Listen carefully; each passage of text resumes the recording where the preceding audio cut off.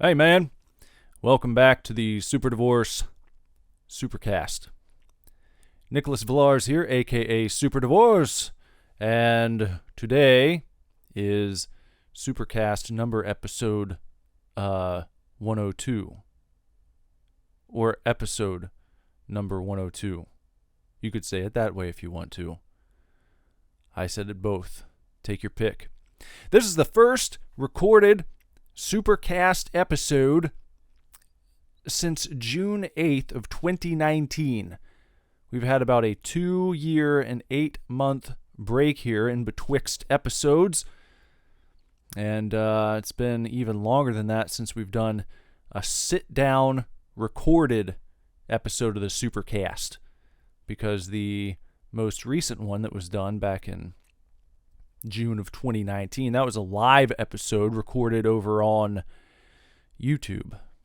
Did that on a YouTube live stream. This is the first recorded show in some time. So thanks for being here. You may be wondering if you listened to this program back when it was happening regularly. If you listened to one of the first 101 episodes, and we went away for almost 3 years, you might be asking yourself, why bring this podcast back after such a long break? Why not just let it lie? Why not let sleeping dogs lie? The answer is because I need some content. I need extra content for the YouTube channel, and I've been thinking about doing this for some time, and certain events have transpired, certain goings-on have gone on, and now seemed like the perfect time to go ahead and pull the trigger on this idea that I'd been kicking around for some time anyhow, and damn it, why not? So what am I going to be covering here on this slightly revamped version of the Supercast? What's going to be going on here? Mostly some video game talk.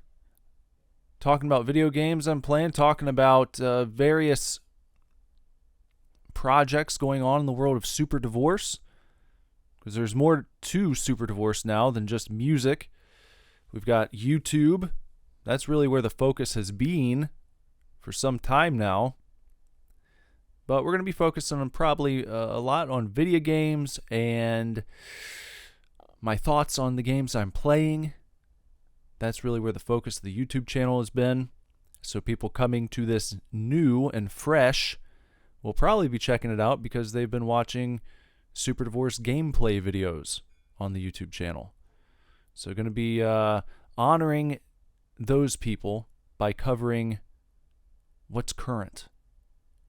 Covering the reason for people to be following SuperDivorce at the moment, and that would be for the video game content that I've been doing. Because not much has been going on in the world of SuperDivorce music, and the artwork and comic book stuff has kind of been placed on hold. They'll be talking about that. That's not going to be on hold much longer. I've got some stuff to get to here today. By the by, probably hearing this not on a Monday. I'm recording this on a Tuesday. The new schedule for the SuperDivorce Supercast is going to be Mondays and Saturdays. So please look forward to that. I tried to record, I did record an episode yesterday and had some technical difficulties, had to scrap the whole damn thing, and by the time that occurred, it was too late for me to go ahead and record all over again. Also slightly demoralized, and it wouldn't have been as high energy and fun, because I had just put all this time into recording a full episode of the Supercast, what was going to be the return episode, and then things happen and it's lost to time, and we're not going to be doing that. So I didn't want to try to yank another episode out of myself right after that unfortunate experience that I had last evening. So here we are, we're doing it again, and Lord willing, this is the one that will actually go up and that you'll be listening to. on a Tuesday instead of a Monday, but in the future, Mondays and Saturdays. 2 Supercasts a week. Used to just get one. Used to be 1 episode a week. I am asking more of myself. I want to be able to provide more stuff for you, the listeners, and keep it coming, you know? Definitely want to avoid any more 3-year layoffs. Okay. So what's been going on with Super Divorce, you might be asking yourself. Maybe you're just kind of out of the loop. Maybe you have not been following Super Divorce on YouTube. Perhaps you had some sort of alert set up on your podcast platform of preference, and you got an alert and it was like, hey, Super Divorce has a new podcast episode up. And you could be scratching your head saying, what? Why? I'll tell you why. Well, I kind of told you why. But what have I been up to? What's been going on? What's been the deal? Been doing a lot of gameplay on YouTube. Just mentioned that. Lots of no commentary gameplay videos featuring mostly indie horror games. Independently made horror games. Not many AAA titles. Been kind of staying away from those. Not only are indie games much cheaper, many of them offer much more satisfying experiences than a lot of these big top-tier games coming out. I'm not just saying that to be a contrarian or to sound like a hipster, a video game hipster. I think if you gave it a try, you'd probably end up agreeing with me, no matter which genre you're interested in, even if you don't like horror titles, if you don't like horror games. There are always, it seems, fantastic new video games coming out. I mean, daily. You go to a place like itch.io. If you haven't heard of that website, itch.io. Fantastic new games every single day. And there are still great games coming out every day on Steam. You can usually find something worth playing there. GameJolt.com. I mean, there's no shortage of stuff to play. You do not need to wait for these AAA titles to be coming out. You don't need to consult your Game Informer to figure out which games to play. That actually struck me yesterday. I got a new magazine in the mail. The latest issue of Game Informer magazine arrived because I still re-up on my power-up card at GameStop, and I always opt for the print version of the magazine, not the digital copy. I can go to a website. You know, that's a complete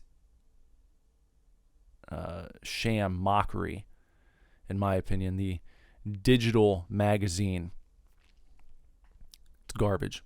No, we want the physical copy. We want something sent to the house. We want something to leaf through while we're taking a shit. That's what we want. That's what we want. We want nice big pictures we can look at right there on the printed page. That's what we want. So I was flipping through the latest issue of Game Informer featuring Elden Ring on the cover. Lots of people playing Elden Ring right now. I am not, because everyone's playing Elden Ring. So if I make an Elden Ring video and post it on YouTube, no one cares, because there's already thousands, literally thousands of videos featuring that game that other people are playing right now. And YouTubers, if you're an up-and-coming YouTuber like me, if you are trying to get your channel off the ground, here's a piece of advice. Find a little niche that you can cover that not everyone else is jumping in on. Because there's a school of thought that says you need to ride the wave of popularity. You've got to jump on the biggest games coming out and cover those and stream those. And I disagree. I have had tremendous growth on this channel by covering games that are a little off the radar, a little under the radar, whichever you prefer to say there. Games that not everyone's talking about, but that some people are interested in. And if you get a reputation for doing stuff like that, then not only are the people searching for those games in particular going to come to you, but they will trust you in the future, perhaps, to bring them tell of other under-the-radar games that they should maybe check out. And that's kind of what I have geared this channel towards, the YouTube channel anyway.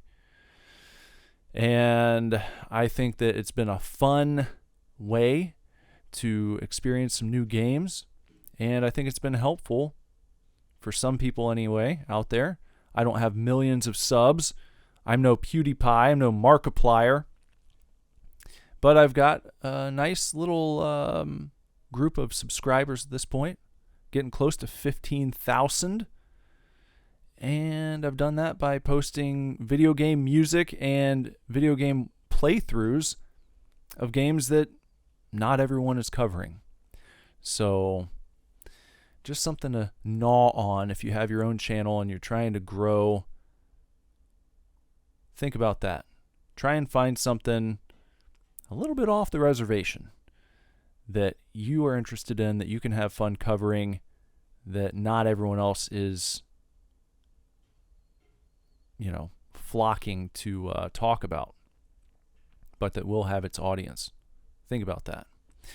So, what was I saying? Oh, yeah, what's been going on with SUPERDIVORCE? Yeah, so we've been doing these gameplay, not quite walkthroughs, most of them. I don't really consider them that. I consider them kind of blind playthroughs. That's what I've been posting a lot of. Some of them are more point A to point B walkthrough type videos. No commentary, like I said, because people seem to enjoy that. So, taking my ego out of it, I don't need to blow my face up on the screen. People don't need to hear me talking over top of all the games. They're not reaction videos. That's another thing a lot of YouTubers think they need to do. Everyone needs to react. Everyone needs to show the reaction.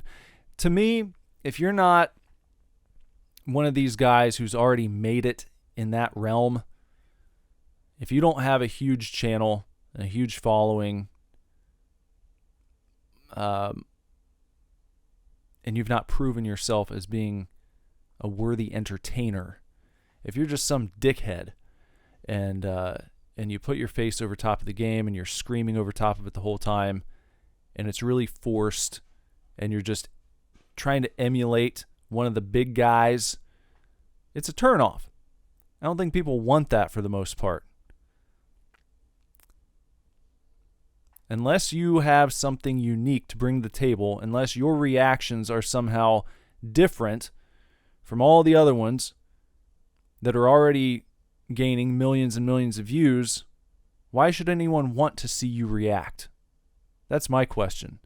And that's what I thought to myself when I did the first Super Play video, my first no commentary gameplay video featuring Sense, the cyberpunk ghost story. I did that back in 2020, back in August of 2020. I kind of had that thought to myself. I was like, does anyone really need to see me reacting? Does anyone want to see that?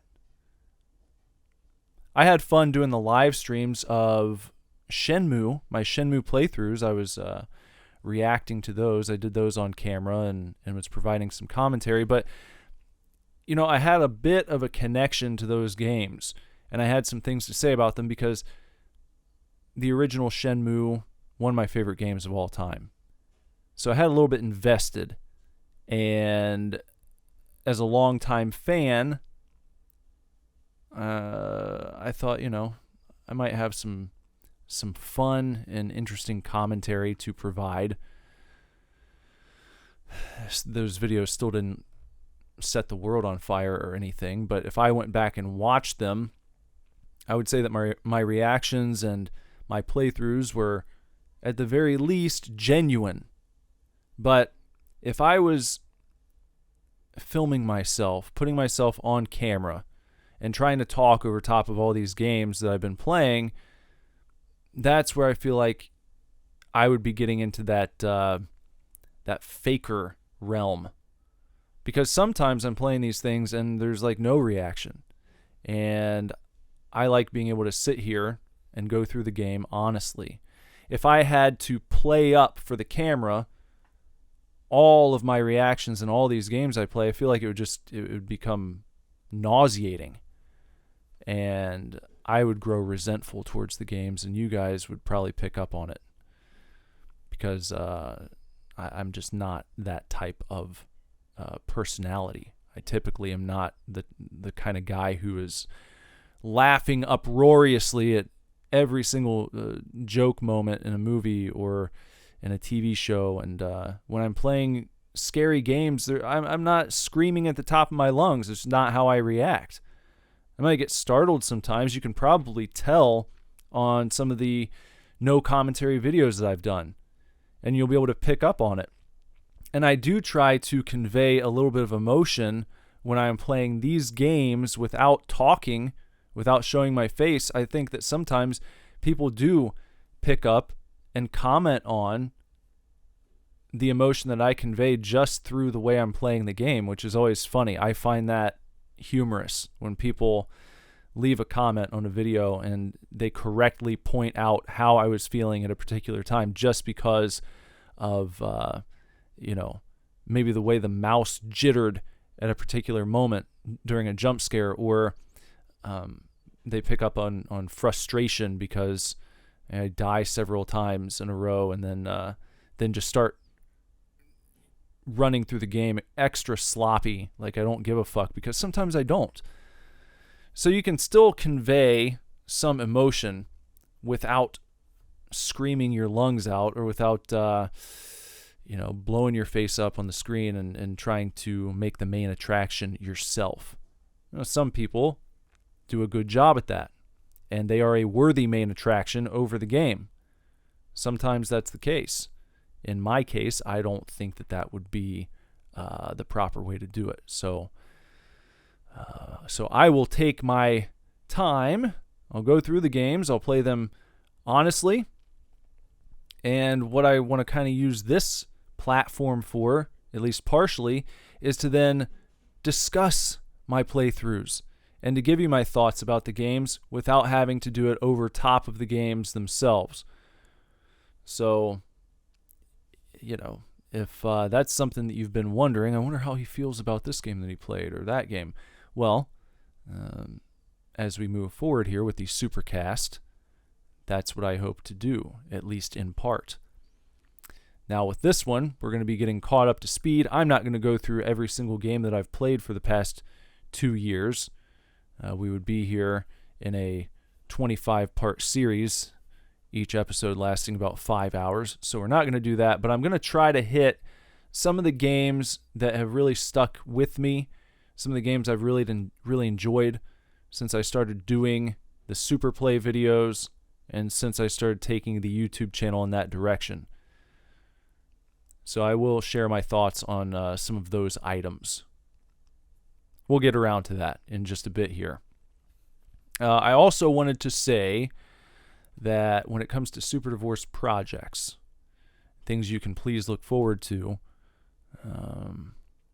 something that's going to be coming up.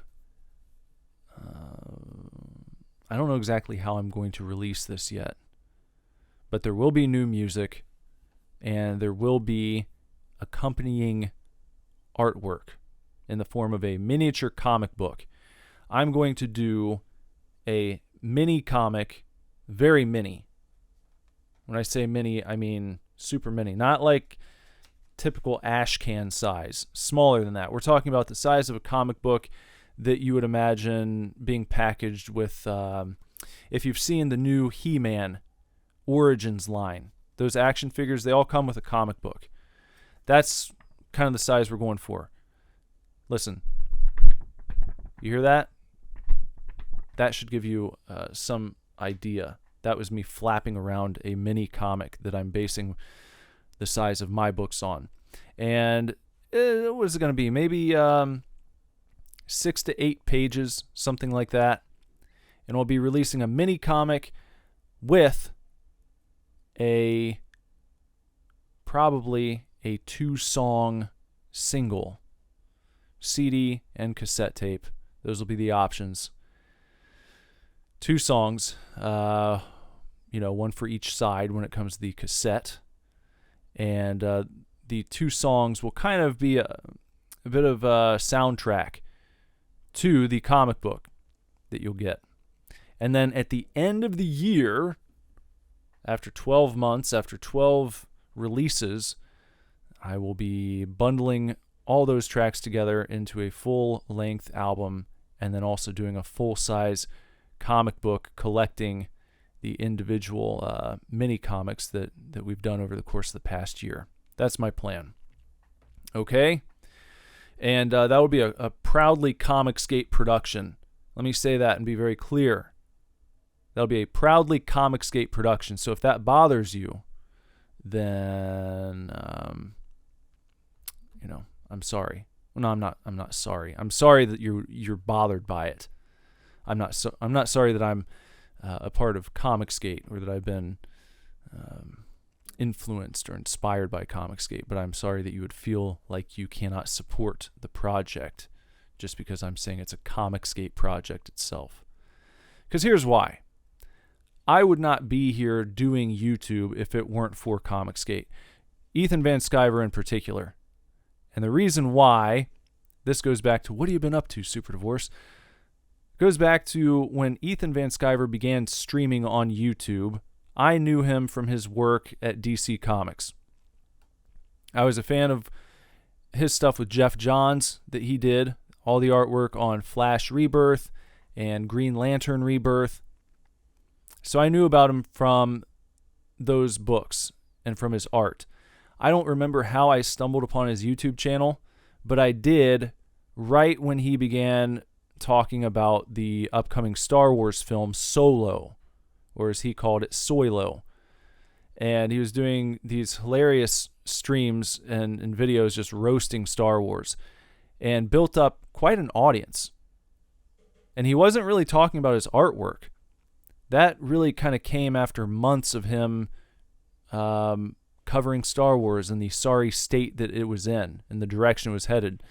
And he had all these people who came to him to just watch and listen to his Star Wars coverage. And then after a while, because he was no longer at DC, he was trying to figure out what he was going to do next as far as artwork goes. And he kind of started floating the idea of bringing back this character he created in the 90s called Cyberfrog that he had not drawn in like 20 years. Seriously. Hadn't done an issue in like 20 years.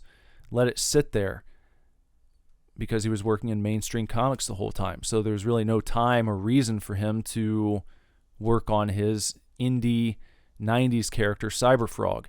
But after he left DC, after that falling out, and once he gained this following on YouTube, he started talking about it a little bit.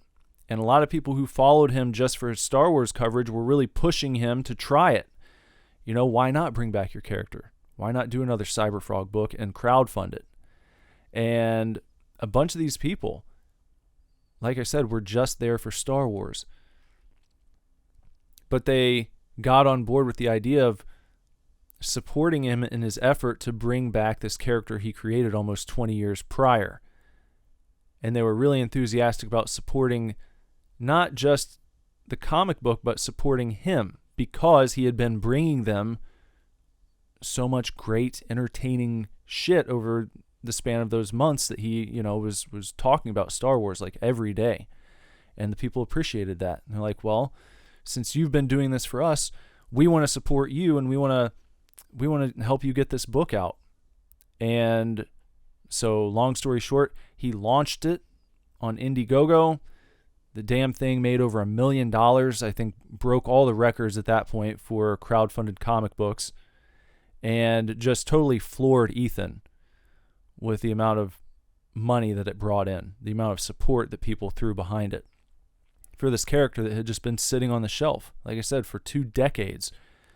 And because of his dedication to what he was doing on YouTube, to producing new videos consistently, to interacting with his fans and his chat. That was another big thing, is on the live streams, is talking to people, acknowledging them, and commenting back to people in the comments sections. And so I saw all this and really took it to heart, because I had kind of been dealing with this idea for years. I had this idea in my mind of a fan base, not just centered on like whatever project that I was involved in, but that brought people together because they enjoyed the same kind of things outside of whatever the music was. And this goes all the way back to when I was in the Great American Beast. I think that's the first time I had this idea, and I wanted to do something kind of like that with our Facebook page, but it just didn't. It was tough to pull off. It was a little clunky, and I didn't have the vision really zeroed in. I didn't know exactly what to do. I just had the idea.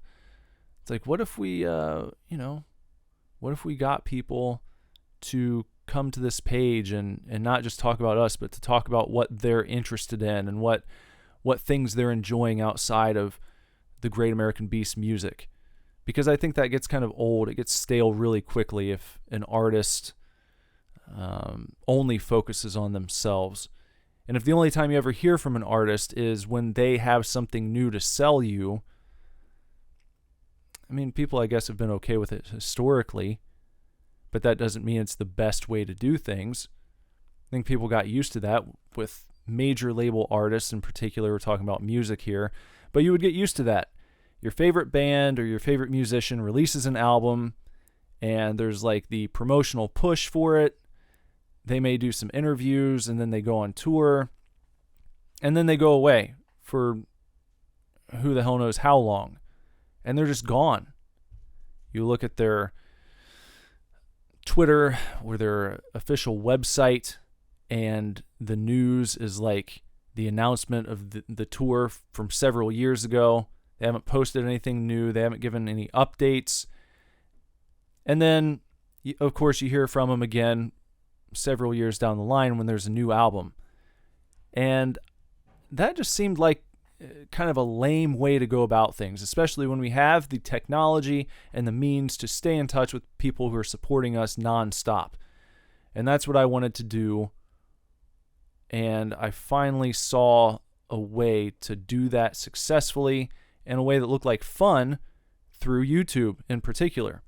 And so that's why I say I was inspired by Ethan and what he was able to do, not only for himself, but for all the people who were supporting him. Because it was, every single day he was giving them something new. Whereas in the past, if you were a fan of Ethan Van Sciver and you wanted to hear from him, it's like you could read his comic books coming out monthly, and maybe you could go and listen to him do a Q&A panel at, Comic-Con. But outside of those two things, if you wanted to hear from him, there really wasn't any way to do that. When he started doing YouTube, it was like, oh, here's a creator who's actually giving back to the people who are supporting him by engaging with them and by doing something almost every single day. And it doesn't matter that he's not just drawing new pictures all the time for these people to see. It's actually better than that, I think, because he was connecting with people in a way that took the spotlight off of himself in some sense. Of course, he's still the one talking. He's the one releasing these videos, sharing his opinion, but the opinion is it's discussing something that other people are interested in that's not him. So it's like people are congregating around a topic that everyone's focused on. They're not just focused on the speaker and what he's doing. It's like they're focused on something else that the speaker is also focused on. And I think that makes a difference. And it shows people that you're willing to examine something that that's not of your own creation. You're able to sort of spotlight someone else's work and talk about it and come together with other people who are enjoying that thing. And it's not just all about you. And it's not just all about you trying to sell your newest product. Like I said, Ethan was doing these videos daily before he knew for sure that he was going to bring Cyberfrog back. It just seemed like a fun thing that he was doing, and he started to have success with it, and people were clamoring for more and more. And that showed a real, I think, way forward, and as I said several times now, inspired me to give it a shot. And so that's when I really started getting into the idea of building this channel, using it for more than just posting Super Divorce music videos. But back when it was a two-piece band still, when Bender was still here, I mean, you may recall, if you've been around for a while, we did a horror movie review called Super Scary. We did a comic book review called Super Fanatics. We did this podcast for almost, basically for 100 episodes. And we did Super Divorce Gets Beer, where we used to film our walk down to the local Ameristop. We'd always pick up a 6-pack right before we recorded this podcast, and we would record that walk, record the process of us grabbing whatever beer we're going to get and discuss on the podcast that night. And we had, I think, a good little system going for a while, and it was a lot to keep up with, I'll be honest. It was a lot to keep up with. We were trying to do all of these things, every single week, and I started thinking about what we were going to do for the next album, and I really wanted to take the musicianship to another level for it. Talking about after action figures. And the more I thought about it, the more it looked like those other side projects were not going to be able to survive that process.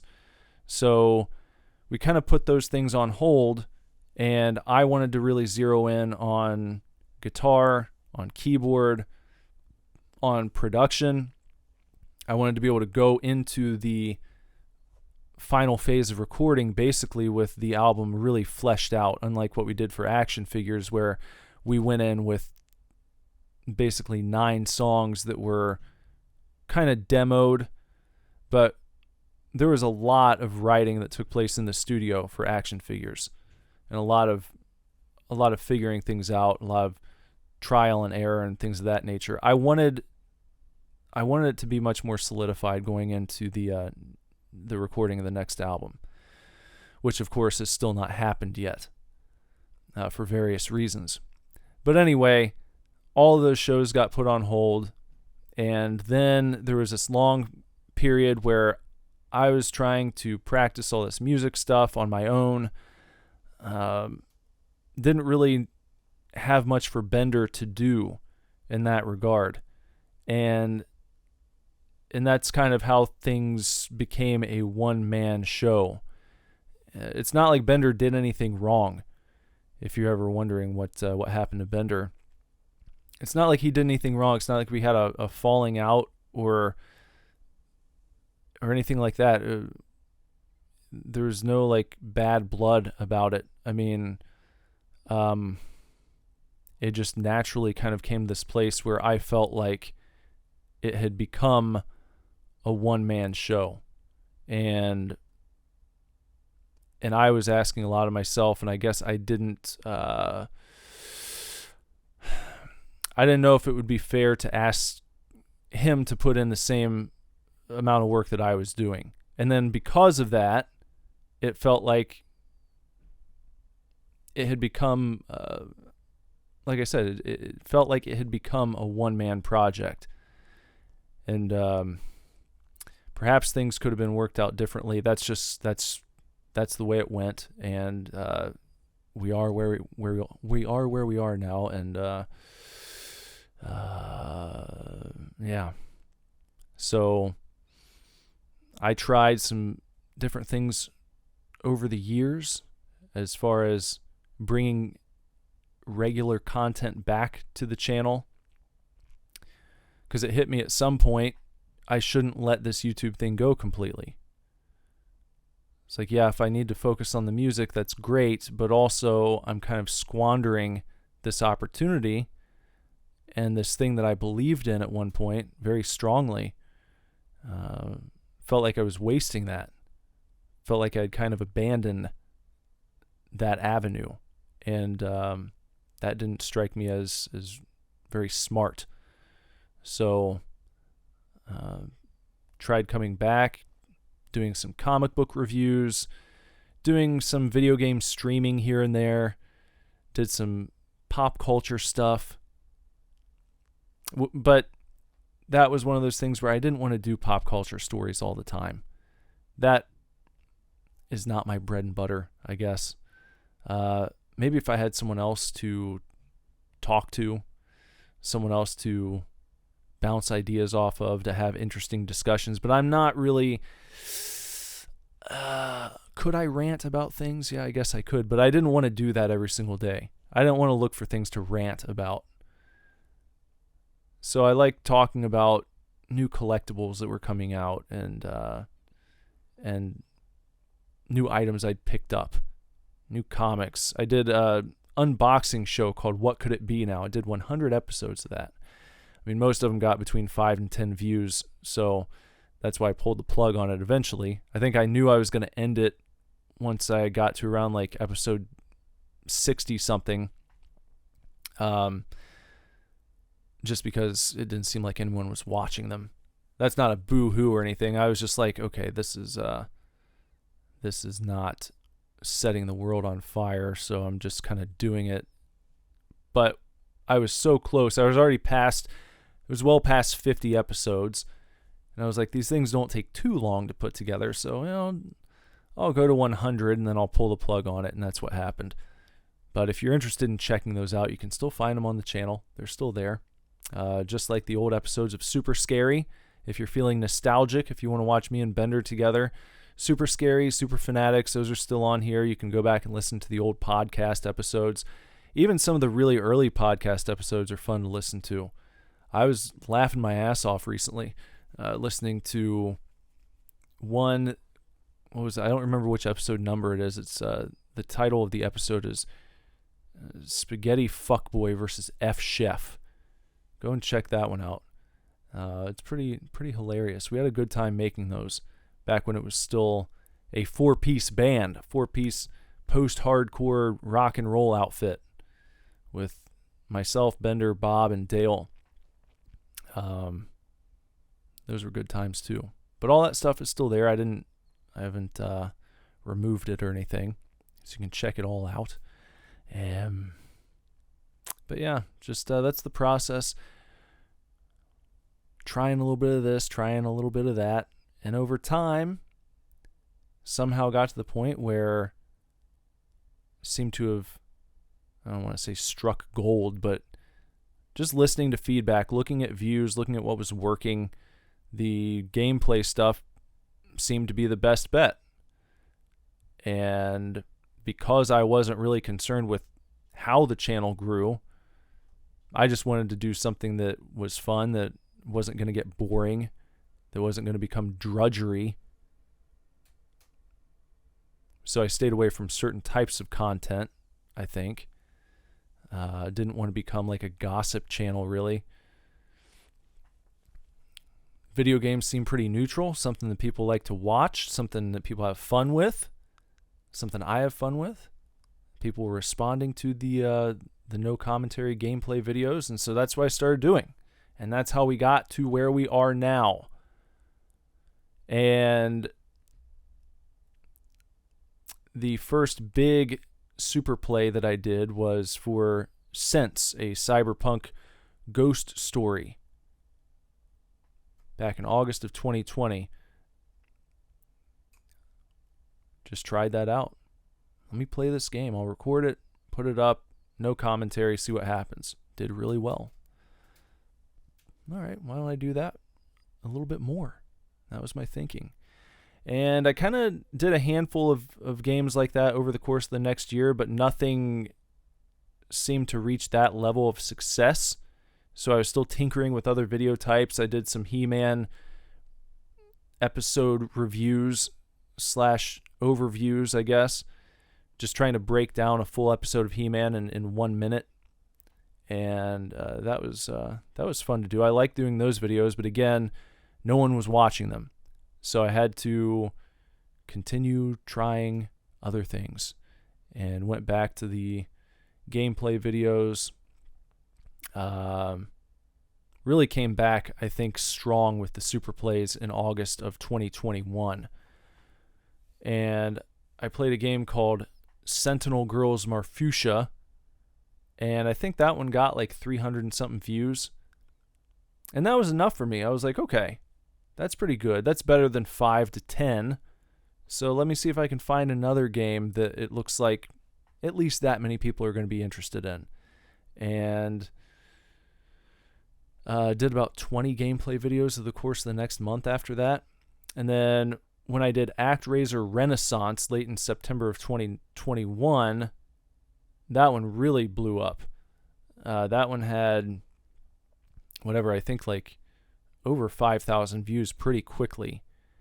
And I just kind of stumbled upon that video. It's not something that I was a fan of previously. I just saw Actraiser Renaissance on Steam, like right when it was released pretty much. Just a kind of stroke of luck that I checked Steam at that time. And I thought it looked neat. Was reading some of the comments on it online. You know, people talking about the news of the release. It was just released out of nowhere. And it was a remake of a game that came out in 1990 on the Super Nintendo called Actraiser. And that one was originally developed by Quintet Games, who also did the sequel, Actraiser 2, another game that I remember from my childhood called Illusion of Gaia. I never played that one, but I saw it in Blockbuster like every single time I went to the video store. And I picked it up, I don't know how many times, like looked at the back, thought about renting it, and I'd put it back and get something else. But I know that game has like a huge following. And then Quintet also did the original Shenmue, which I just talked about earlier. So yeah, this game Actraiser on Super Nintendo, I was thinking, all right, well maybe I should give that a try. Maybe I'll do a super play of this Actraiser game. And I went on YouTube to try and find a walkthrough of the original just to see, because I try to keep my walkthroughs or my super plays on games that I can do in one sitting for the most part. And I saw on YouTube there were some walkthroughs of the original Actraiser on Super Nintendo. Most of them seemed like they were around 3 or 4 hours. So I was thinking, all right, no big deal. Yeah, I'll give this a shot. And little did I know that I was going to be in for an 8-part video series to get through that entire game. I think each video is between 3 and 5 hours long. Quite an undertaking because they added a lot to the game as far as the story goes. Like there are a lot of dialogue parts, and then also I was initially attracted to the game because in the trailer there were some really cool platform sequences. You know, kind of reminded me of Castlevania Symphony of the Night. That's what it looked like a little bit, and I was like, okay, cool. Yeah, I can jam on that. I can dig it. When I started playing the game, I realized that the platforming sections of the game make up maybe like 30% of the gameplay. The rest is all like kind of tower defense, world building. You've got the big map in front of you where you see, you know, this town basically that you're responsible for building up. You kind of take on the role of a deity, and so you've got to inspire faith in the people of the village that you're lording over, you know, and so you have to get them to build roads and build you know, castles and build up turrets and defenses, so that when the monsters invade, then the people are able to fight them off. And you're kind of doing this RTS / tower defense stuff throughout the majority of the game. That's really what most of it is. And I'm typically not a fan of those games. Really have never been much for your RTS style of gameplay. However, Actraiser was a lot of fun. I ended up really enjoying it. I think a lot of it had to do with the art style and the soundtrack and just the ease of playing the game. It had great controls, had a great user interface. So I was able to look past my typical aversion to those types of games and just enjoy the gameplay, and also had a great story too. So I was kind of urged along by that. But I had no idea that it was going to turn into an 8-part series where it took me days to get through the game. And but it was worth it, because with those videos, the channel finally got over the hump where I could try to get monetized. I think around that time hit 1,000 subscribers, but YouTube has these requirements that your channel has to hit before they can allow you to get monetized, before you can start making money off your videos. And one of those is the requirement to have 1,000 subscribers, at least 1,000 subs. The other, you cannot have any active strikes on your channel for breaking community guidelines. You have to have your 2-step verification. That one's easy. But the hardest one for channels to get seems to be the 4,000 hours of watch time over the last 365 days. I would assume if you have a channel that focuses on really snappy, quick content, if you're making like 30-second to 1 to 2 minute videos, I mean, you're going to have to get a lot of eyes on your videos to be able to meet that threshold. Now, lucky for me, I started doing these gameplay videos where most of them were at least like an hour-ish long, sometimes longer, like in the case of Actraiser, which really, like I said, pushed me over the hump.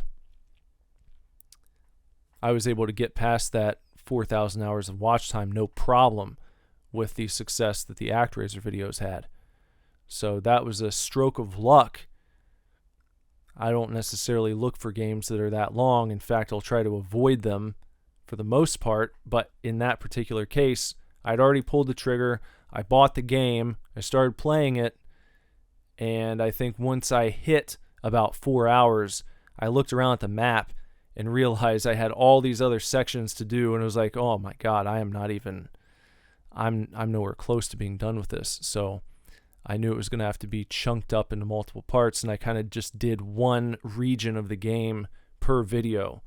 And yeah, the first video I think now has done over 8,000 views. So I mean, it's not like it's kind of a cult classic, I would say, but it still was inspiring to me to see that many eyeballs on it, especially for the size of my channel back then. When I had just over 1,000 viewers, I really was not doing much that was heading up into that kind of view territory.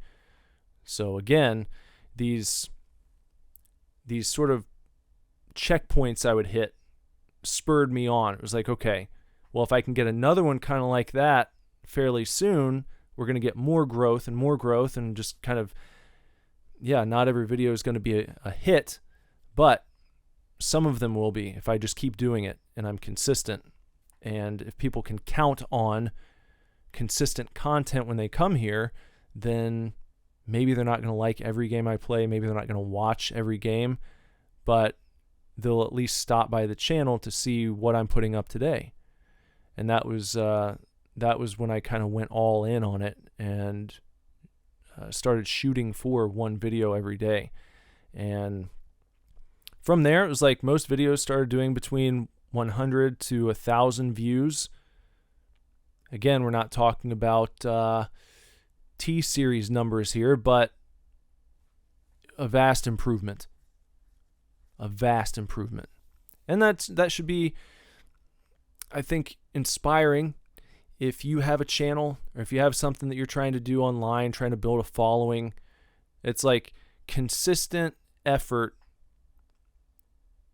that trumps one video that you do that kind of goes viral. if you do that, if you have like one viral video and then you think you can kick back and, oh, okay, well, I found the formula now. I just need to do a video just like this every so often, and you know, I can kind of take time off in between, kind of taking that old school musician approach I was talking about, where you release the album, you do all this fanfare for it for a month, 2 months throughout your tour, and then you go away and hide and then come back and expect everyone to be excited for you. That might work if you're a legend, but now there are so many artists out there who are releasing stuff consistently, who are staying in touch with their fans. If you drop out of the people's consciousness for too long, I think you end up being forgotten. So I would say that being consistent and putting some effort in. I'm not saying be consistent and put out complete shit, just low effort content every day. It still has to be good, but don't be discouraged if every single video is not doing 1 million views, or if every piece of art you put up on Twitter or Instagram is not being shared as much as the one you did 5 days ago. Just keep putting stuff up, keep being consistent, and that's been working for me. That's all I can tell you. That's how I've gotten to where I am right now, which is quite a bit further along than where I was a year ago.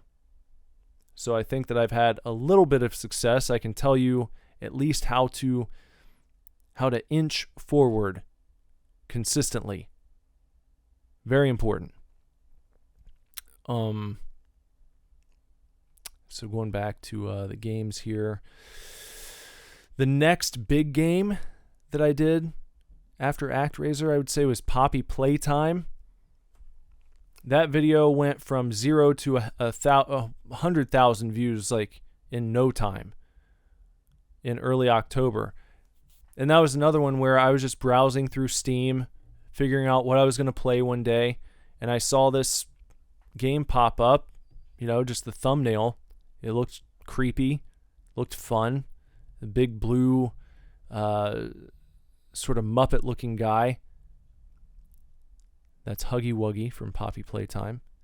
And checked it out and was like, okay, whatever. It's like $4.99.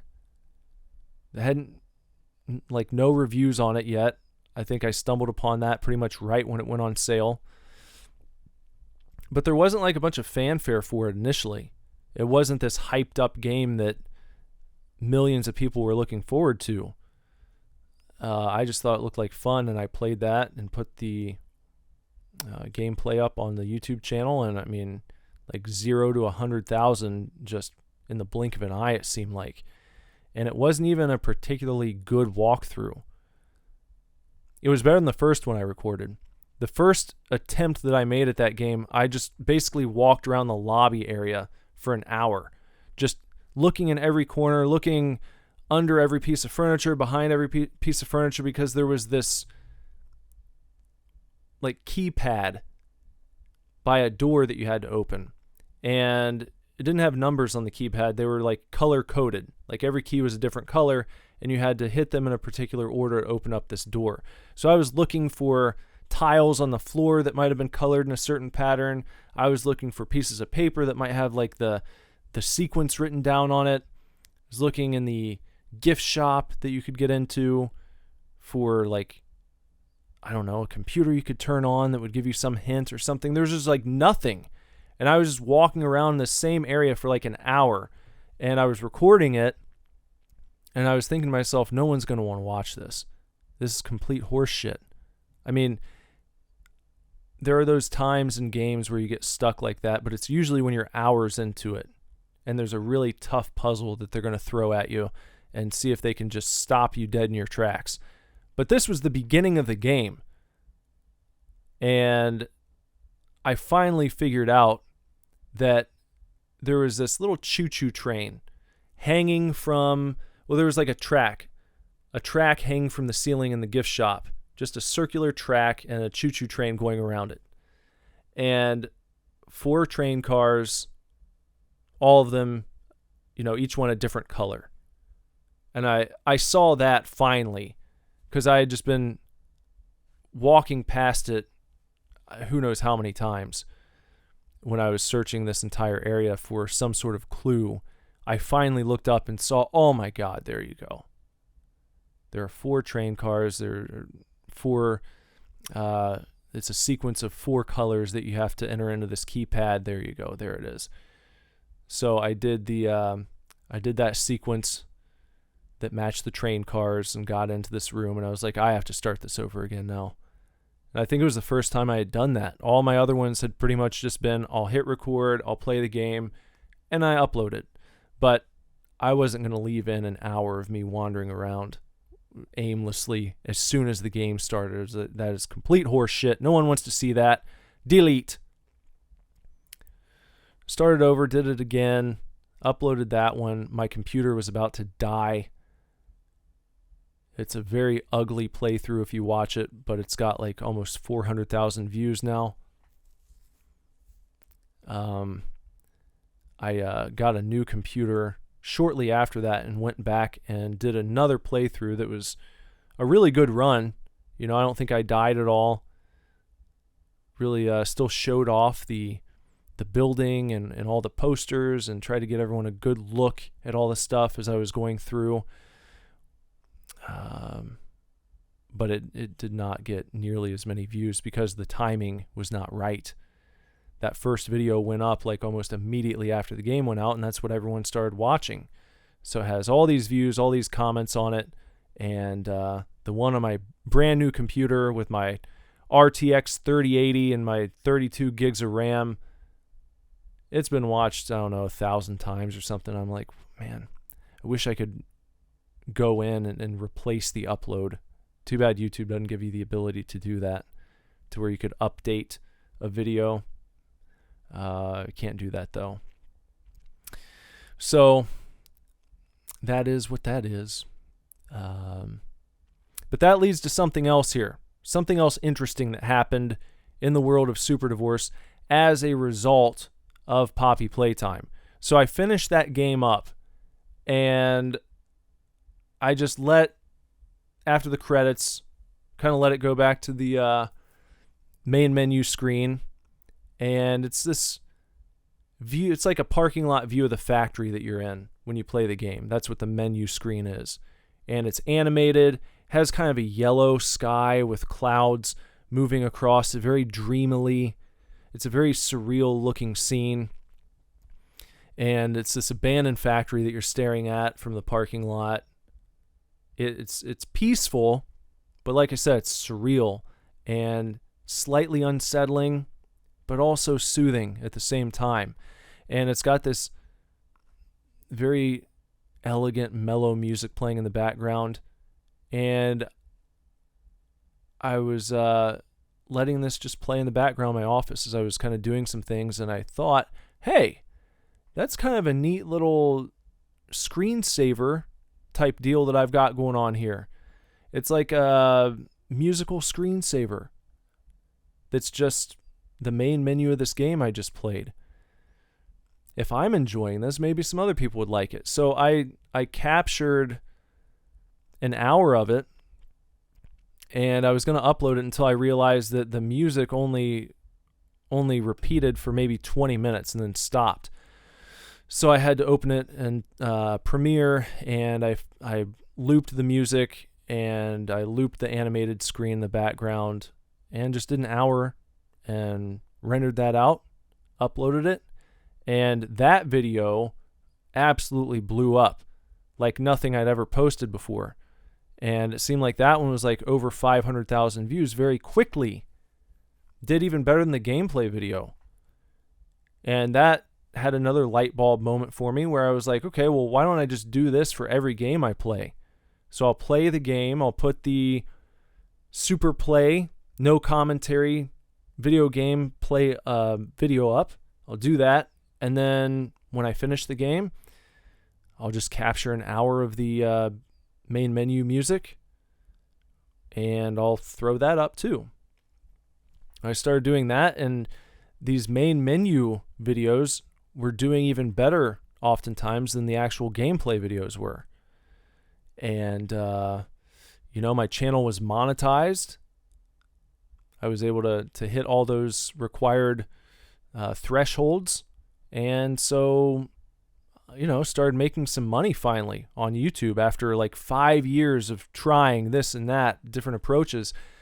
It seemed like I was finally firing on all cylinders, and I had this system that was doing pretty well.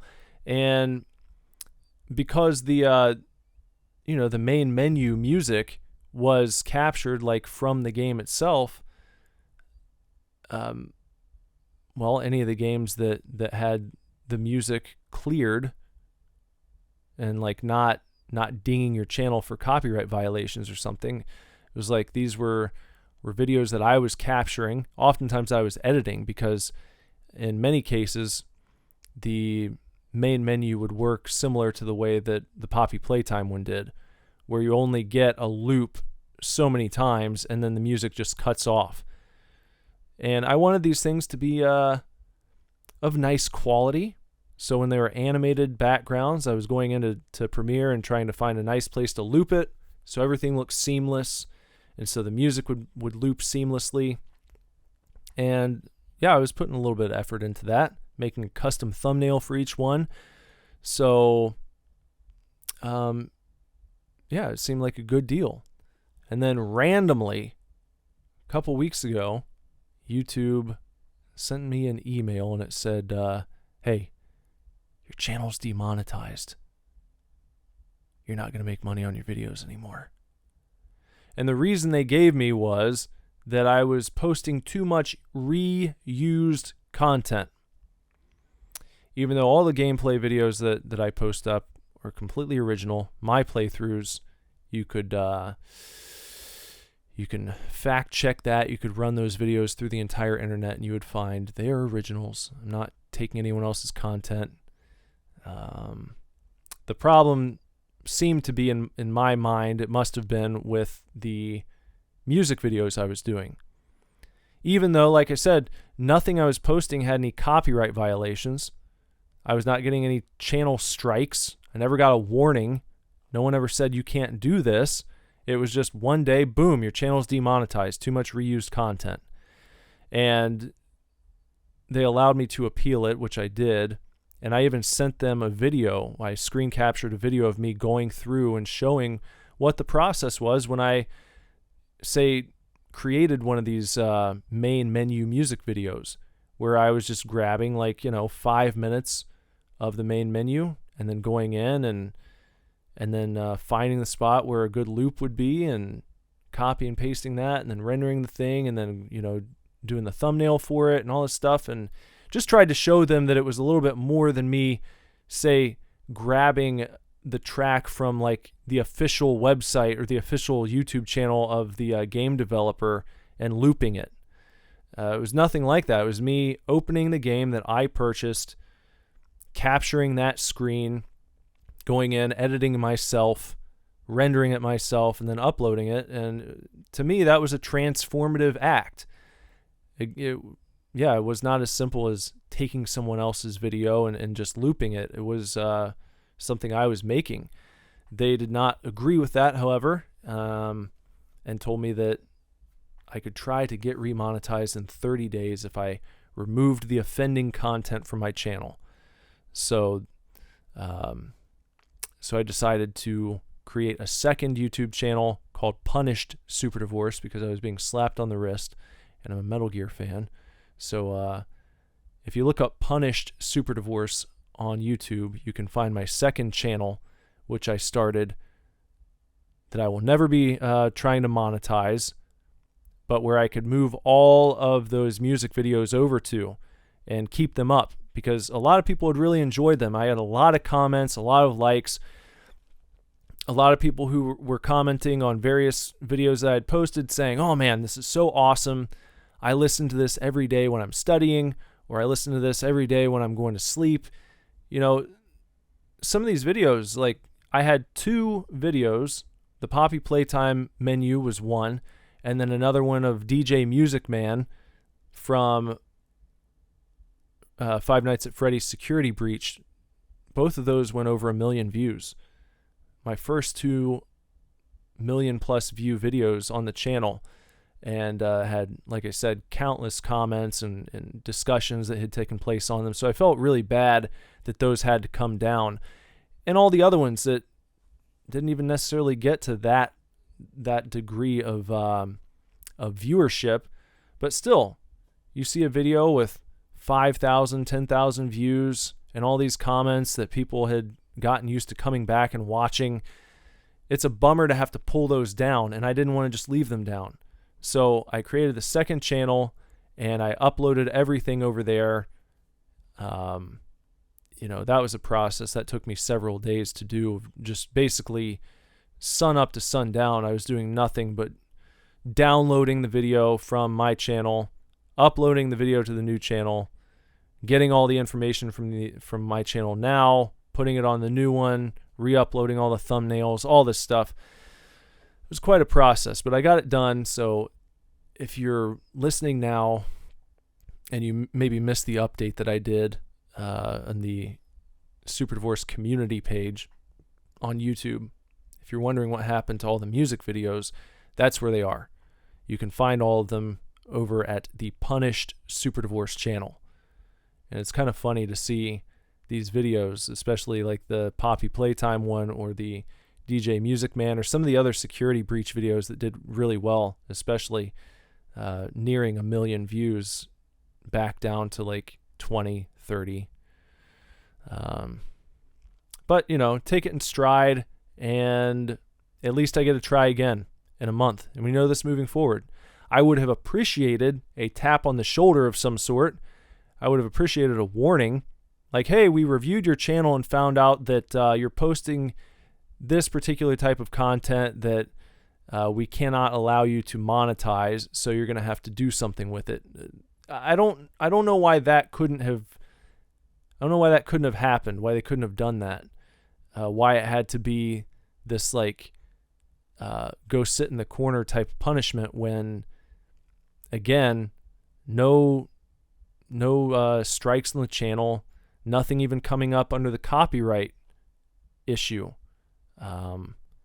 which really wouldn't have been an issue at all, because had that been the case, those videos' ad revenue would have just gone to the owner of the copyright. That's how it works on YouTube if something gets flagged. So it seemed like fair use, and guess not. But live and learn, and I got monetized with pretty much nothing but the no commentary gameplay videos. That's what got me there. So I can't imagine that's what the problem is. If that's the case, then my channel never should have been monetized in the first place. So I hope that's not what we're looking at. However, I'm hoping that by adding in the Supercast very early in this episode, I mentioned I would get around later to another reason why I brought it back. I thought this would be helpful, kind of diversifying the content. It's like, okay, I'll get rid of the gameplay videos. Not only that, I'll continue doing the super plays, and I'm also going to bring the podcast in to show you that I'd like to diversify a bit. I'd like to add something else into the equation where if you have a problem that my videos are no commentary, okay, well, I'll bring the Super Divorce Supercast back into play and we'll comment on the games right here. That way we get the commentary, and you also get to keep the video game playthroughs commentary free. So it seems to work out pretty well, I hope. Hoping that they see the light. I hope they agree with me on that. So,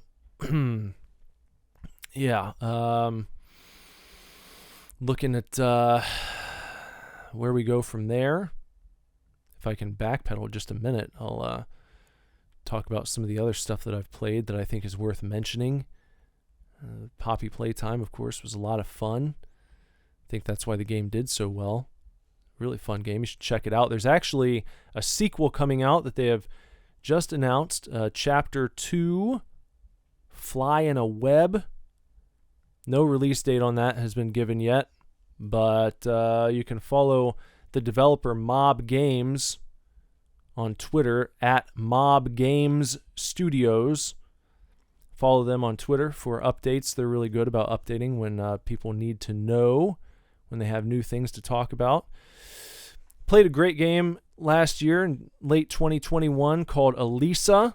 If you're a fan of games like Resident Evil, Dino Crisis, your old school tank control survival horror games, Elisa feels 100% like it came out in 1998 on the PlayStation. I mean, it is of a quality that belongs right there in the actual Resident Evil canon. I mean, with some different character names and some different enemy types, this could have been a Resident Evil game. 100%. I think that it's a longer playthrough. I think the video on that one is about 10 and a half hours, maybe more than that. But felt completely authentic. I had to actually play that game. It was a nightmare starting out. I had to play that game with my keyboard only. That was something else.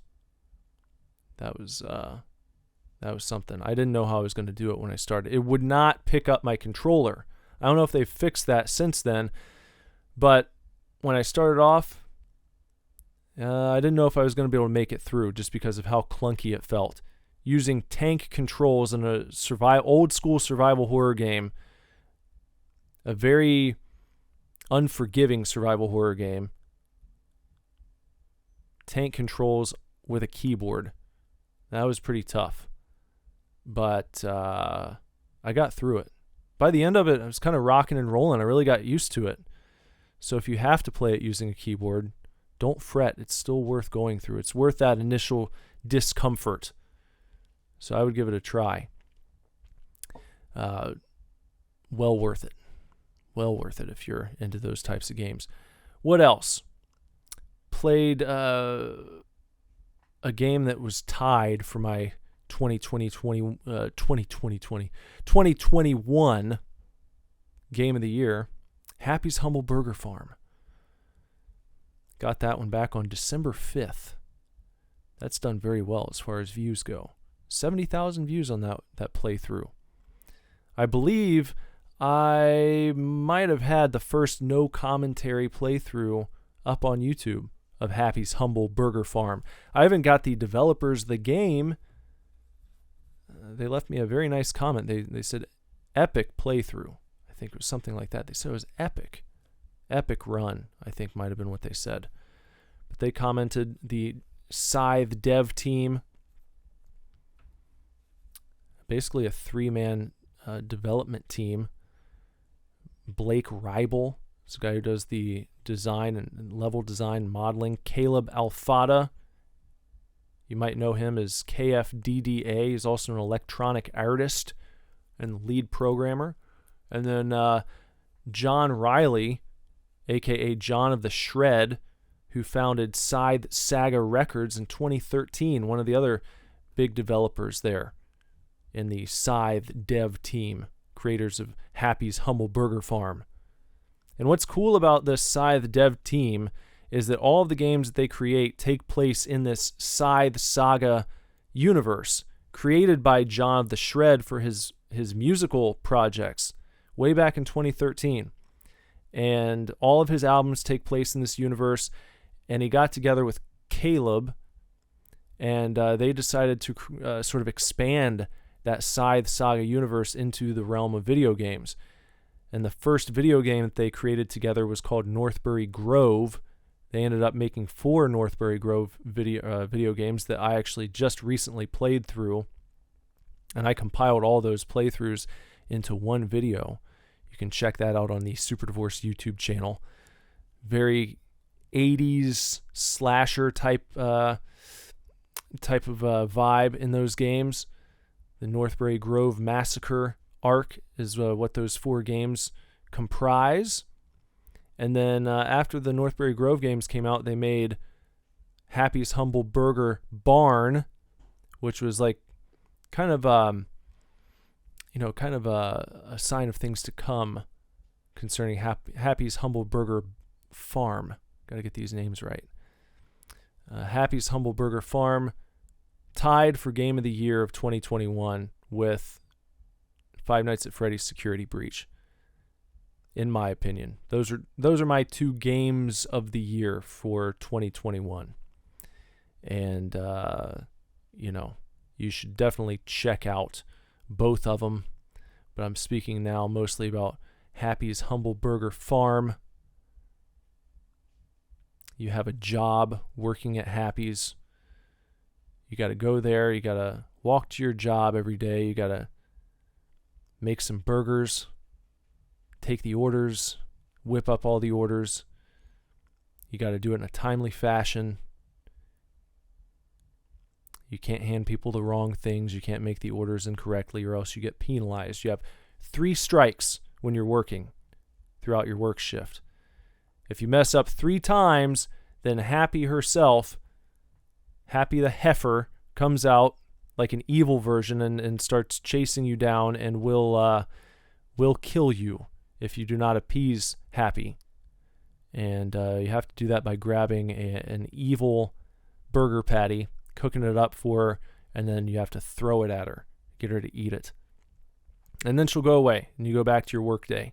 But you wrap up your work day, you make money at the end of every shift. You've got to use your money in these vending machines to buy components to make these contraptions that you need to use to try and escape this weird city that you're trapped in. And one of the great things about Happy's Humble Burger Farm is how deep the story goes. And it's not something like the theme of the game and the way it plays out, the lore, if you will. I never would have guessed. I never would have guessed the story would be as interesting as it is just by looking at the trailer. But playing through it was quite an experience, and the world that it's set in is fantastic. All of the music is awesome, and I don't think I'd ever played a game quite like it.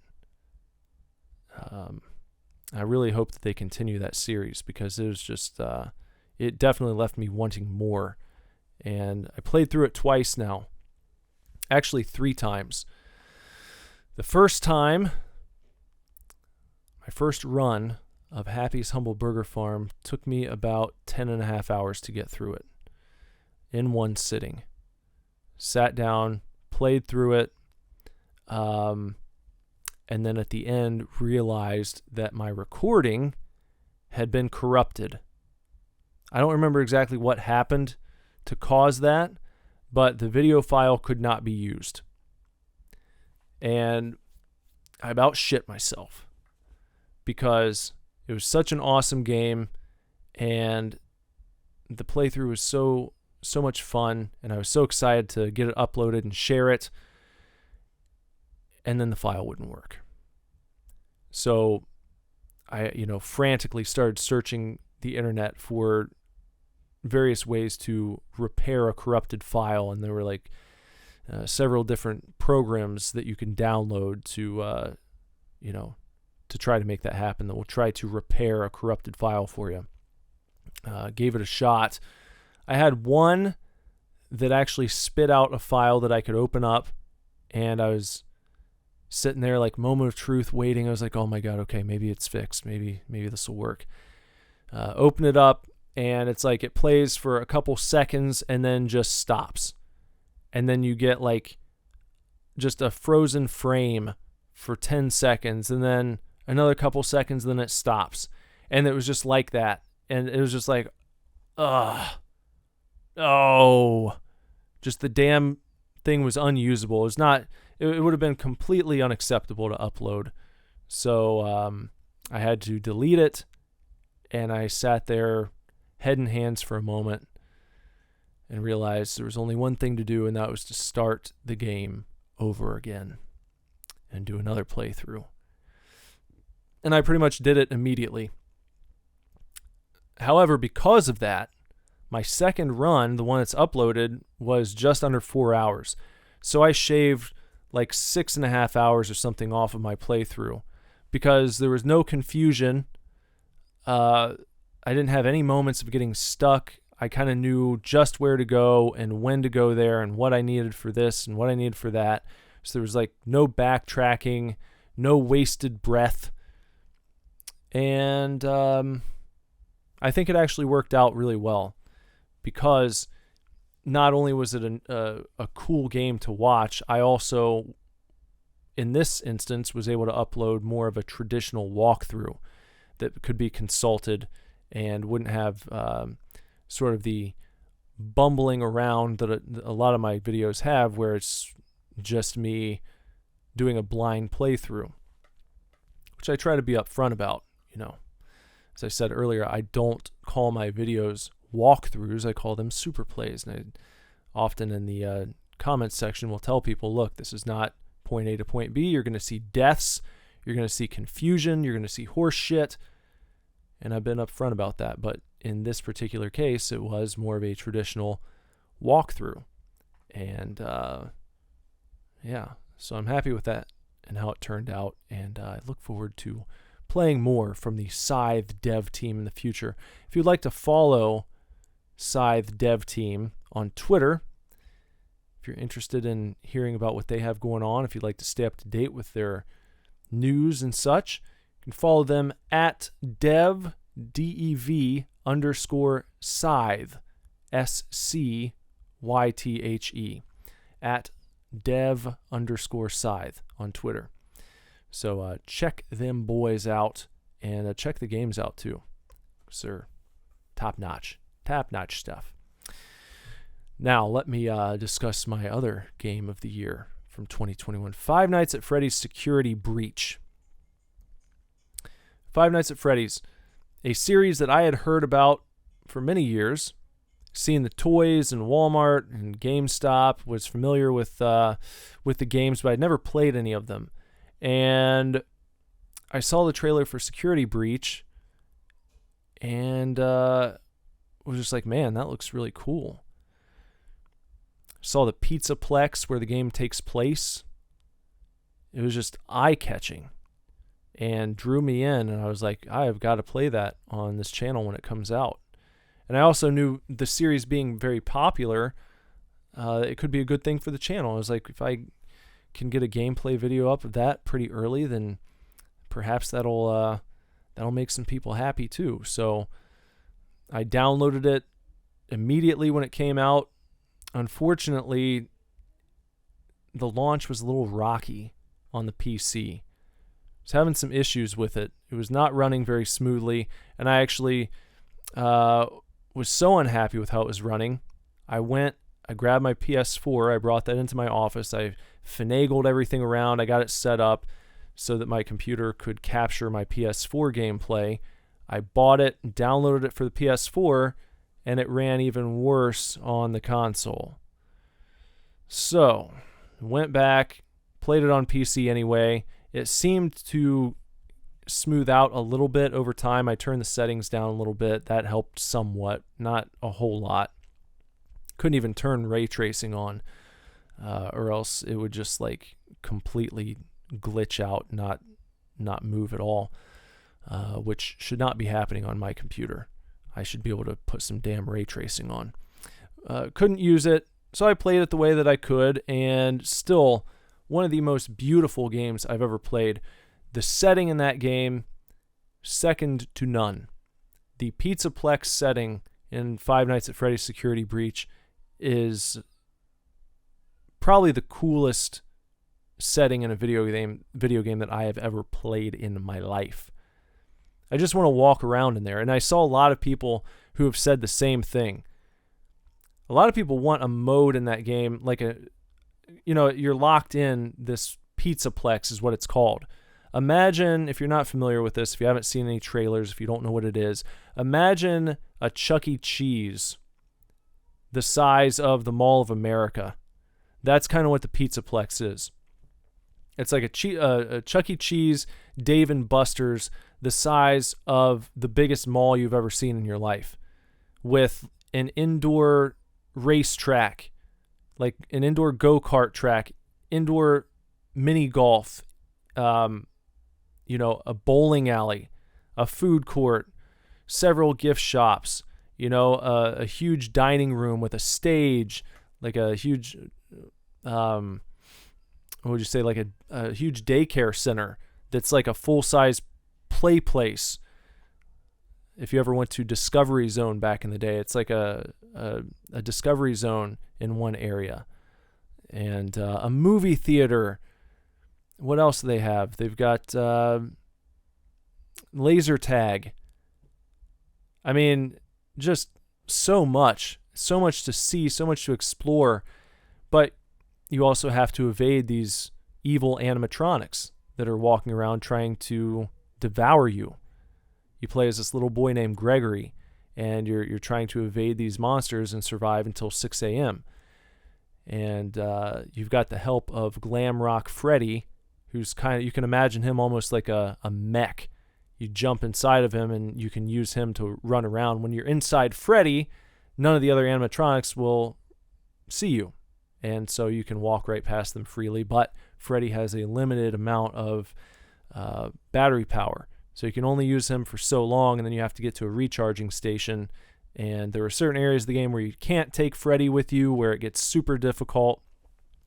But that's sort of the elevator pitch as far as what the gameplay is like and so forth. So it gets pretty intense.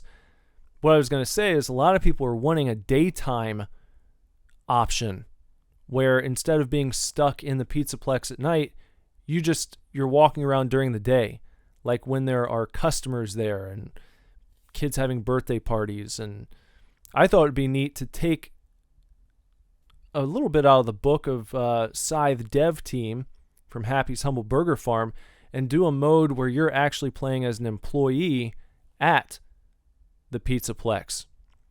And maybe you can have different mini games for the person to engage in depending on where they want to work. You could work in a gift shop, and there's different mini games you have to do throughout the day to help the customers. Maybe you could go and work at one of the restaurants in the food court, and those would have their own mini games you have to do to like complete your shift. Maybe you could go and work at the laser tag attraction, and so on and so forth. And then you earn money when you get off work. You get paid. You can go to the gift shops. You can buy Five Nights at Freddy's merch. You could buy collectibles for your apartment that you go back to. You can buy like T-shirts and hats and so on and so forth. Accessories you can put on your avatar. Cool things like that, So many options there. It's almost like it could be its own game. But all the assets are already there. So that's what I was thinking. That would be a cool mode to offer people where you just get to go and you work, and then you get off work, and you can go and explore the Pizzaplex without any worry of being accosted or slashed to death by one of these animatronics. I think that would be a fun option to offer people. So maybe they'll do something like that in the future.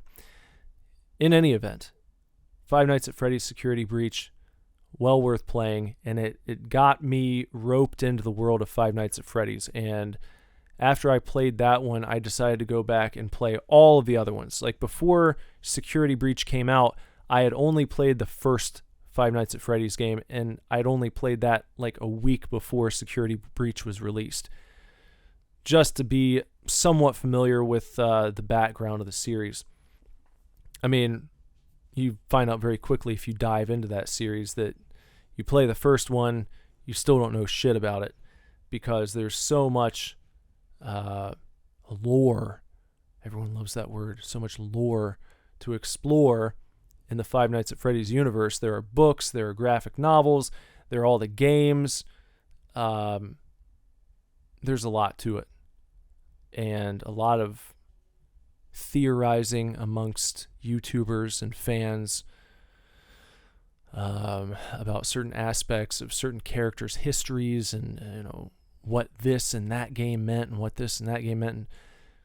So it's a very, very interesting series to jump into, and one that I became a huge fan of really quickly, and one I was really impressed with, and a series that I was also very disappointed in when all was said and done.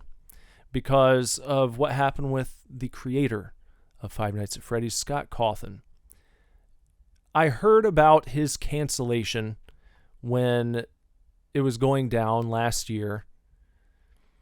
But as someone who wasn't really into the games, it was just like kind of a casual acknowledgement of, oh yeah, here's another guy who got canceled. Okay, great. When you find out how involved he was in the Five Nights at Freddy's fandom, when you find out how cool he was with all the people who made the fan games, like there's a completely... I've never seen anything like it, where this series spawned like this subculture of fan games, many of them feeling like they're the quality, the same quality that the mainline games actually made by Scott himself were, where people took such care to craft continuations of the story or kind of offshoots to the story that of course are not officially canon, but some of these people have launched their own game series that have their own fans now and their own followings. I played a few of them. I played the Five Nights at Candy's games on this channel, on my YouTube channel. Five Nights at Candy's. Five Nights at Candy's 3, by the way, is very similar to Five Nights at Freddy's 4, where you are playing the game from the perspective of a kid who's kind of trapped in their bedroom at night, and you're trying to keep the monsters at bay, trying to keep them up out of your face, you know. Very similar in tone and feel, but I actually think that I prefer just the setting and the controls and the way that Five Nights at Candy's 3 plays when you compare it to Five Nights at Freddy's 4. I think that the fan game is actually the superior game out of those two. And that's not to say that Five Nights at Freddy's 4 is bad. It's a really cool game. It's really interesting, and it does something quite different than what the other games in the series had done up to that point. So I just wanted to comment on that and say that these fan games, inspired by what Scott made himself, very impressive. Very impressive. And Scott has commented on some of these fan games and given his full support for them. Not only like Five Nights at Candy's, but also one called Pop Goes, which was really interesting. Another great game. Very high quality. Feels like it could have been released by Scott. Really interesting controls. A little difficult to get the hang of, but once you get in there and get to it, it's a lot of fun. But these games were made possible, and they were allowed to be made by the creator himself, who gave these people his blessing. You know, there are some game studios out there that would not be so lenient with their properties, wouldn't let their properties be referenced or mentioned in these types of creations. Nintendo, you know, the way that they act about their properties, not willing to share even with, you know, their most passionate and loving fans. But to not just see that Scott was the type of guy who allowed these things to be made, but he also gave them his blessing, talked about how cool some of them were, actually acknowledged them, did regular check-ins with the fans, kept up to date with them, kept them in the loop most of the time concerning what was going on, what he was getting ready to release. Did interviews, you know, and yeah, just really seemed to have a deep gratitude and love for the fans of Five Nights at Freddy's, the people who helped bring his creation to the level that it got to. And to see him thrown under the bus and canceled basically because people found out that he was a Republican. It's just ridiculous. I mean, absolutely, it's just silly. It's silly that people would react that way because they found out that someone they like and supported and who has been nothing but nice to them is of a different political affiliation than they would prefer. You know, not taking into account how he's treated people, not judging him based on that, not judging him based on how he's treated the fans and what he's given to them over the years, but judging him because he supported a political candidate that you don't like. And that's worthy of throwing in the towel and giving up on him as a person. It's more extreme, I think, than even going for someone's employer and trying to get them fired. Because they basically got him fired from his own creation. And if you can't even do that, then where are you supposed to go? It's not like, I mean, I think it's horrible when people, it's horrible enough when people go after someone's job because they find out something like this, you know. Not talking about discovering that someone is an actual Nazi. Talking about, we're talking about someone who is a member of a mainstream political party. You may disagree with their views, but no, they're not, Republicans are not Nazis. Sorry to burst your bubble if that's the way you feel, but they're not. I think if you believe that, I think you're very naive. You have a lot of learning to do. And you better be ready to cancel one out of like every 2 people in the United States, because that's about how things are split. You're interacting with Republicans every single day. I hope you know that. If you have that opinion, oh my God, he's a Republican, needs to be canceled. You're encountering people every day that you should be canceling then, you know. So better get to work. Anyway, it's absurd. The man was driven out of his own series, his own franchise that he built from the ground up because people couldn't deal with the fact that he is a member of a political party they don't like, a mainstream political party. Yeah, pretty pathetic.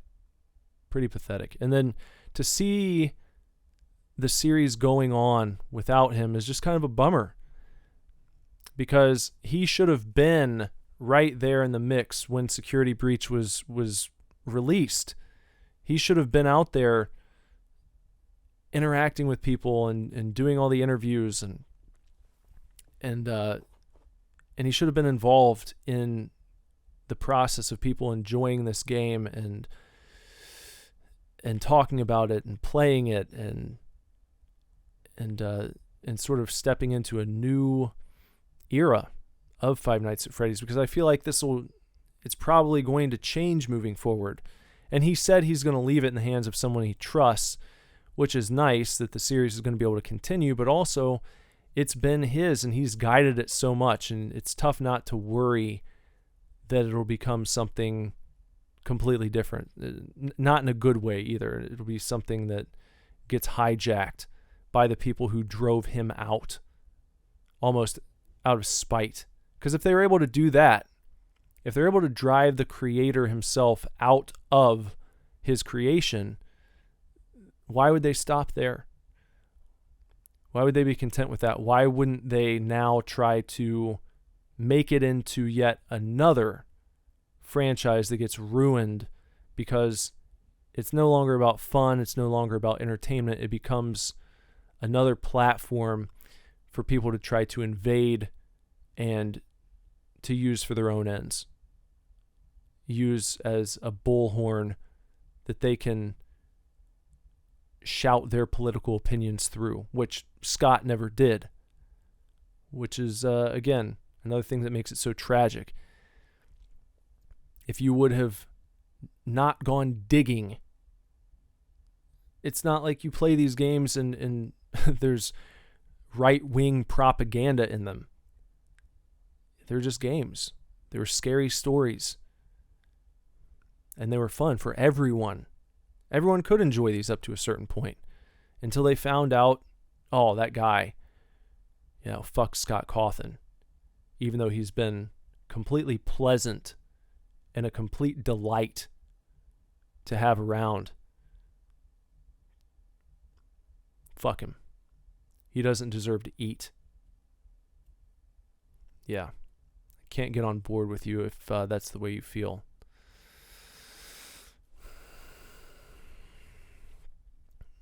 So, hopefully, at some point in the future, he changes his mind and decides to come back and tells everyone in no uncertain terms that he will not be bullied or thrown out of the world that he worked his ass off to build. That's what I would like to see happen.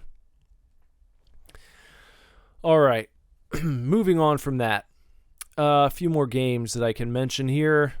Recently played a game called Fears to Fathom, Norwood Hitchhike.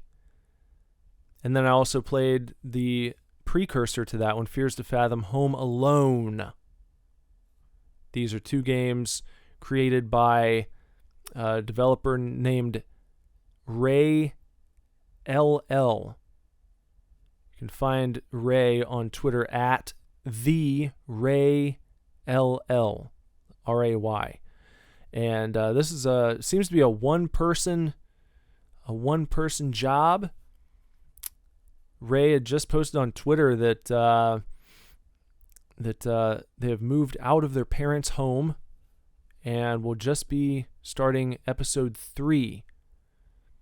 So Fears to Fathom is an episodic horror game series. You can think of each episode being kind of like a modern urban legend. And you can write to Ray with your horror stories, with ideas that you have, maybe with stories you've heard, maybe with something that happened to you. And it could end up being the inspiration for another episode of the Fears to Fathom series. In Fears to Fathom Home Alone, you are basically playing as a teenager who's home alone. Your parents are out for the evening, and you are dealing with a scenario where there's kind of someone slinking around your home in the middle of the night, and you're trying to basically survive that encounter. And then Norwood Hitchhike, playing as a girl who is on her way home from a big concert. Car breaks down on a back road, and you have to get a ride from someone. They drop you off at the local motel, and then creepiness ensues there. Both fantastic games. Pretty quick plays. I think you can get through them between 20 and 30 minutes. They've got kind of a throwback feel, kind of a VHS style filter over top of them, and kind of an unsettling quality to both, but enticing, alluring, fun to play, fun to look at, but also, like I said, just creepy, just a bit unsettling. Well worth it though. I think only like $2.99 per episode, so definitely worth trying those out if you get an opportunity to do so. Another creepy game, surreal game, weird game, one of the weirdest games I ever played. Executable Education from Shroudy Software. Check out their website at shroudysoftware.com. You can find Executable Education on itch.io. And what do you do in Executable Education? You're basically running away from evil Sonic the Hedgehog the whole game. In the first part, you're in an office building, and you're in a room with a bunch of cubicles. The lights go down. You've got these kind of red emergency lights on, and you're being stalked around the room by a giant animatronic Sonic the Hedgehog who's trying to catch and kill you. As you try to evade Sonic, you have to make your way to various terminals in this room, in these cubicles, and there'll be like a series of words that you have to type in to activate the terminal. And you have to do this very quickly because as you're typing, Sonic is coming after you. So you have to like evade him, run away, get to a certain spot where you're far enough away from him, access a computer, start typing,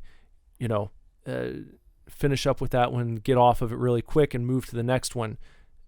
It's tough. That's a tough game. Once you get through that part, you're in this schoolhouse that resembles like a 90s CD-ROM type of learning game. And I read that it's also inspired by Baldi's Basics. I've never played any of the Baldi's games, but that's what this is supposed to be kind of like. Only it's Sonic coming after you, not Baldi. So you get too many questions wrong. Sonic starts following you through the schoolhouse. You have to try to escape. Eventually, when you do that, then you're in a kind of Five Nights at Freddy's scenario where you're in like Sonic's hot dog diner in the control room, and you've got to keep the doors closed on both sides or else the animatronic Sonics get in and I guess they kill you. So you don't want that to happen. I don't know where this idea came from, but it was interesting and it was fun to play through, and it's like a name your own price deal on itch.io. So if you want to try it out, give it a shot. It's worth it. Oh, what else do we got here? Lastly, just last week I played this one, My Friendly Neighborhood. This is a demo from John and Evan Szymanski, published by Dread XP. In this game, My Friendly Neighborhood, you are dropped into, what could we say, kind of like imagine the bowels of the studio where they film and create Sesame Street. That's where this game starts out. And you're trying to avoid these puppets that I suppose are evil for some reason. I don't know the backstory. It's just the demo. But you've got evil puppets that you need to avoid, and feels similar in tone to like your Poppy Playtime. Looking forward to the full game when that comes out. But I've got the playthrough of that up on my channel. You can check that out, My Friendly Neighborhood. That was cool. By the way, John and Evan Szymanski, the creators of My Friendly Neighborhood, their brother David is the creator of a throwback kind of boomer shooter, if you will, called Dusk. And I actually streamed that several times back in 2019 on this channel. The Dusk game, which was a fun throwback shooter. Lots of blood and guts, but very 90s looking, not like super ultra realistic or anything, just more in line with Quake, Unreal Tournament, that type of thing. Really quick. Nice controls though, nice and snappy. So check Dusk out if you haven't done that. And that pretty much brings us up to speed, guys. That's what's going on around here. Those are the games that I would say I've had the most fun with, that I felt like were most worthy of being talked about at length. And oh boy, that's about the end of this episode, I think. Episode number 102 of the Super Divorce Supercast. So if you've enjoyed hanging out, please look forward to episode number 103, and that should be coming this Saturday, Lord willing. I'd like to be right back here with you, and we'll be discussing probably the games that I play between now and Saturday, and any other big goings on in the world of entertainment or comic bookdom that I feel like talking about. Maybe just random tidbits. You can get a little random sometimes. That's okay. So random. Oh my God, so random. But I hope that you will join me again very soon. And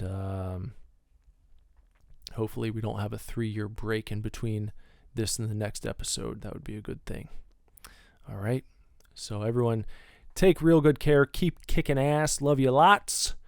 Lord willing, I'll be back very soon with another Supercast for you to watch or listen to. Okay. And bye-bye.